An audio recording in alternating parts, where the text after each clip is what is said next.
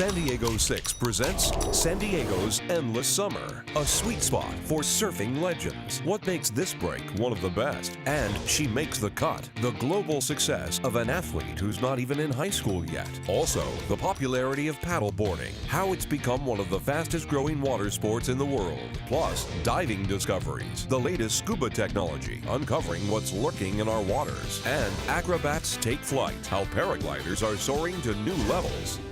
Hi, I'm Netta Irampour here at one of San Diego's best assets, the beach. This beach in particular boasts some of the best views. You have these multi-million-dollar mansions right off the cliff, but what makes Wind & Sea even more special is it's rich in history. The shack was put up in 1946. It's been rebuilt a few times by locals, but yes, it's still here going strong. And if you look out just yards out into the water, you never know what big-name surfers you might catch.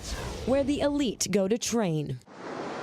We take advantage of where we live. A playground for athletes, but this break demands their respect. The reef and the rocks add a technical factor. There's not a lot of area or room for error. Waves at Wind & Sea race into the reef, crashing at angles unlike any other San Diego surf spot. This is the best wave ever. Go fast, turn hard. A challenge pros crave. Just naturally took to surfing. John Maher catching waves in global competitions until he was in his late teens. Now he gets paid to surf, selling his photos at galleries and writing for magazines and for his now popular Hungry Walrus website. It's amazing. I feel so lucky and fortunate. Like many of the greats, his career started here. Maher following in the risk-taking footsteps of surfing legends like Butch Van Arnstalant of the 50s, David Eggers, who won practically every contest in the 80s, and Richard Kenvin of the 90s.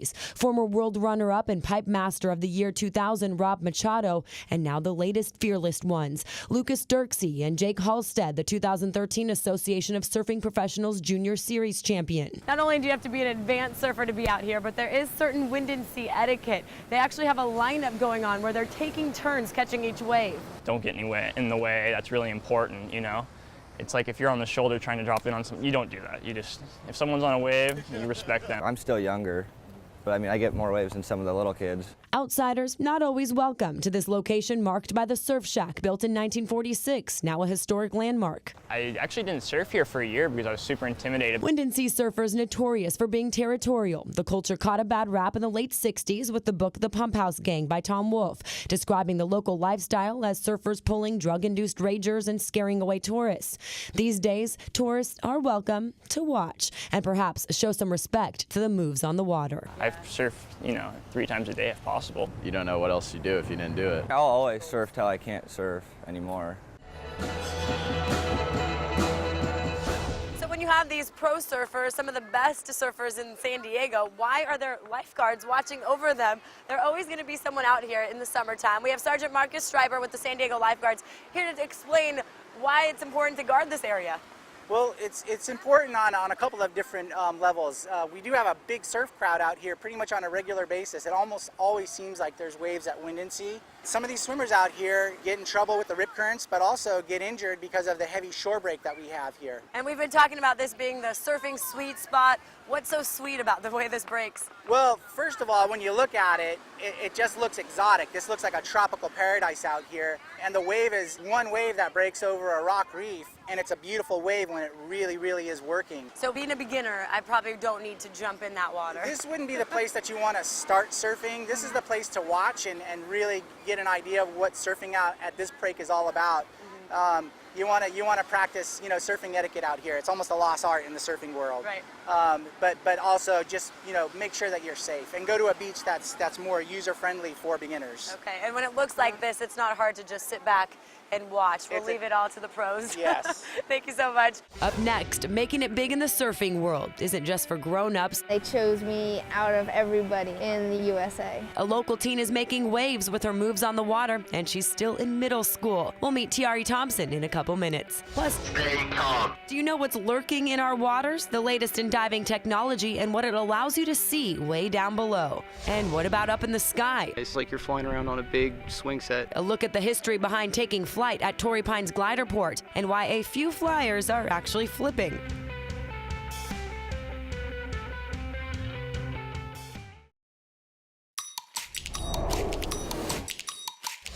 You may think it'll take years and years to be able to surf waves like this. For one girl, she's been doing it for more than a decade, and now, several awards later, Tiare Thompson is being recognized by the country and eventually the world. Among this sea of pros at Windansea Beach, you'll find a standout teenager. Tiare Thompson is considered one of the top 4 best U.S. surfers under 16. They looked at all the contests, how I did over the years, and they chose me out of everybody in the USA. This 13-year-old just got signed onto Team USA. 4 young surfers will be prepping for the Olympics. While there's no surfing competition in the Olympics yet, Team USA is planning for the possibility, which means Tiare will be trained by world-class coaches to be ready for the world stage. I pushed her on this one wave and she just stood up there. No way. And she just disappeared all the way to the beach. Her dad knew her calling. After that moment, I knew that she had that uncanny balance. Tiare first caught a wave in Fiji when she was 3. Her place in life and time was in the water. Outside, Tiare! Now Foster Thompson is at Windansea daily, cheering on his little girl, calling out the next set when he sees it. Here at the beach, just every day you got to get out there, go surfing. Hard work and discipline to gain wins surfers double her age dream of, and she learned it all in her own backyard at San Diego's surfing sweet spot. You kind of have to prove yourself here, because to get any waves here you have to be good, because they won't let kooks come out here. With 4 titles right now, she's caught the eye of several businesses who are sponsoring these moves.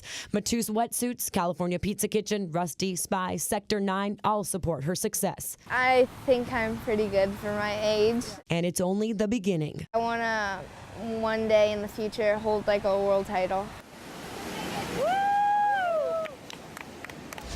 The Olympics haven't had surfing yet because waves obviously are so unpredictable, but there is technology similar to what you'd see at these big wave pools that would allow for one consistent wave. There are some reports that say we could soon see surfing in the Olympics. You can bet Tiare and her teammates will be ready. Next, there's surfing, there's paddleboard yoga, and then there's racing. New ways on the water, how this now globally competitive sport has evolved, and meet 2 San Diegans who've been in the front seat as paddleboarding gains popularity. Plus, the appeal of diving definitely comes from the ability to experience a whole new world. Take it from a longtime instructor. The ocean's pretty cool. A look at the latest technology that's getting more people to dive in.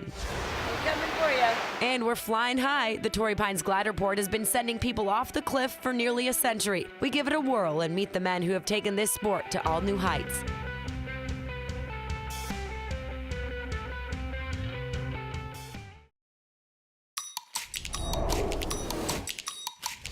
Here at Mission Bay on any given day, you're likely to find paddleboarders. It is one of the fastest growing water sports in the world, and there are many different types of boards to choose from. Jillian Gibbrey cruising right in. Tell us about your board.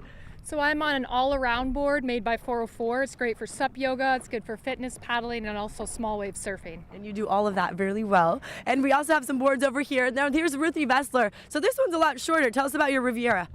This board is from Riviera Paddle Surf. It's called the Nug. It's 9 feet 2 inches, and it's good for surfing and cruising. Okay, and here's one that I haven't personally seen before. Let's hop right over it.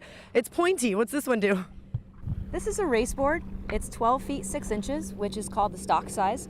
And this particular board is handmade by Ron House. Nice. And there are so many different events you can actually do with these paddle boards, different types of sports. And we want to show you now how much this sport has evolved. From a leisurely cruise on the water to the rush of battling while paddling, this sport has no limits. There's surfing, there's paddleboard yoga, and then there's racing. Ruthie Vessler went from beginner to pro in 4 years. In fact, the retired pro triathlete was hired as a paddleboarding coach for kids in Mission Bay before she even really knew how to hop on. I had to tell these kids that I didn't know how to stand up paddleboard, but that I was going to be their coach. And I actually learned with them. Clearly, she figured it out. Now she's sponsored by Riviera Paddle Surf and is racing dozens of miles, taking charge of whatever the water brings. I love competition, and I also love being out on the water. For me, it's an adventure every single time I go out on the water.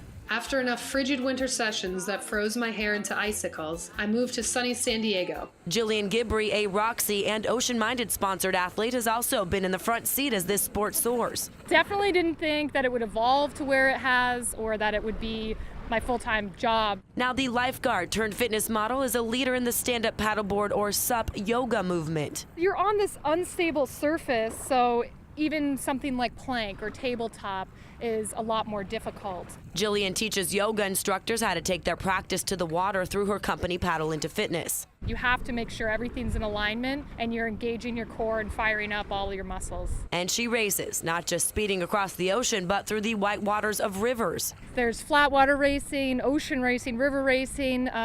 People are doing this on big waves. Any kind of way you can use this board, any size, any shape, any material that's out there. Both Jillian and Ruthie, friends in the industry, proud their favorite sport is now such a sensation. What was once an ancient form of fishing has evolved into a modern-day, family-friendly activity and an internationally recognized competitive sport.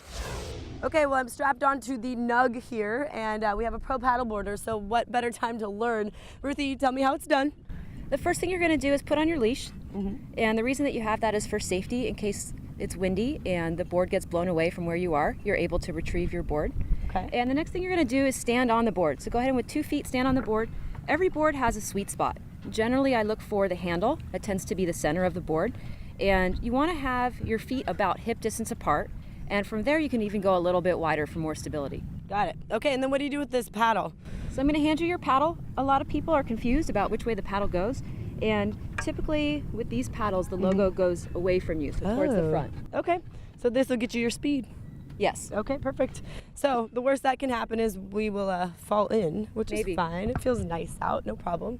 So why not? Let's go give it a whirl.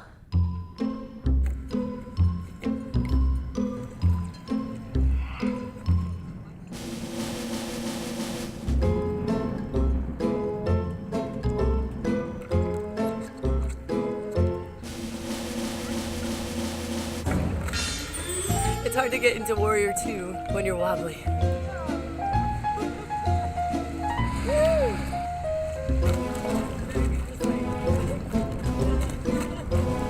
It was good. I don't know if my mascara's running, but it felt really good once I was paddleboarding. It's just the yoga part that was really hard. Next, stay calm. Let's go under. We dive deep using the latest scuba technology to see what's lurking. And acrobatics is basically seeing all the funny, weird things you can do with the wing in the air. up, up, and away, giving paragliding a try as we look into the art of acrobatics as it takes new heights.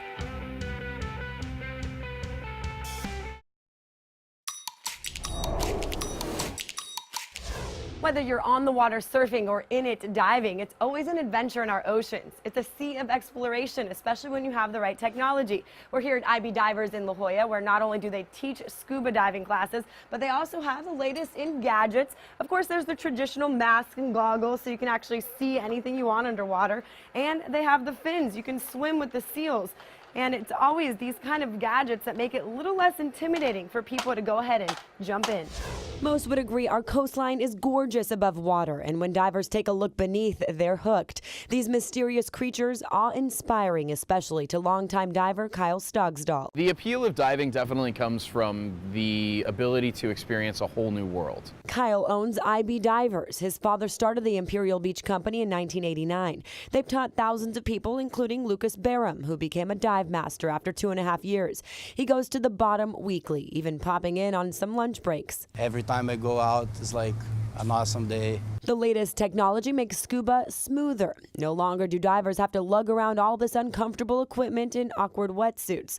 Sure, you still need a tank for air, but Lucas here is wearing a helmet that allows him to breathe easier than traditional tubes and mouthpieces. John to Layer 1. We are in condition to abort the dive due to change in weather. With helmets on, divers can even talk to each other. We were there as Lucas simply walked right into La Jolla shores, wearing a dry suit over his normal clothes, strolling in with his Converse on. Once he's in, there's all kinds of sea life to be seen, since La Jolla Shores is a protected reserve. We have giant black sea bass, which are fish that can weigh up to 300 pounds. Divers also see lobsters here, some as large as Labradors. And yes, there are sharks, but mostly leopard sharks. Stay calm. Since Lucas was wearing the helmet, we wanted to chat with him. You can also hear divers from above the water. This is a surface communication box. Kyle there is holding the transceiver. Now, it's kind of hard to hear in all this surf. It does block a lot of the communication. But if we were on a boat, you would be able to hear Lucas within a 600-foot radius. Nonetheless, when he surfaced, he had plenty to talk about. I saw actually pretty big, like lobster. The popularity of diving is rising so much, IB Divers opened a second store in La Jolla. Because of advancements, it makes it a lot easier for people to get in and try diving. And as their curiosity peaks, they want to, well, dive in. You can learn scuba any time of year. Here at IB Divers, they offer group courses for $350. It takes 2 weekends, and you can become a certified open water scuba diver. Next, I just remember walking off the edge. I couldn't believe it. My heart was in my throat, and I had butterflies in my stomach. Sounds scary, so why do it? A look at the brave antics of these acrobats and how they've twisted and turned gliding until it's become a whole new sport. We go agro gliding at Torrey Pines.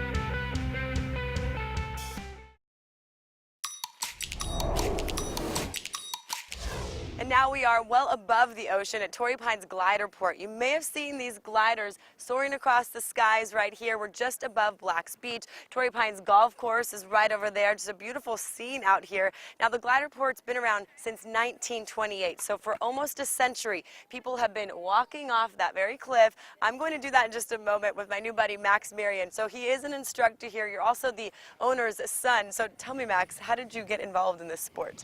Well, my father actually got involved when I was about 10 years old, and I used to come out here and watch him flying all the time, and eventually he just got me started. Okay, and why this spot? What makes this such a special, unique place?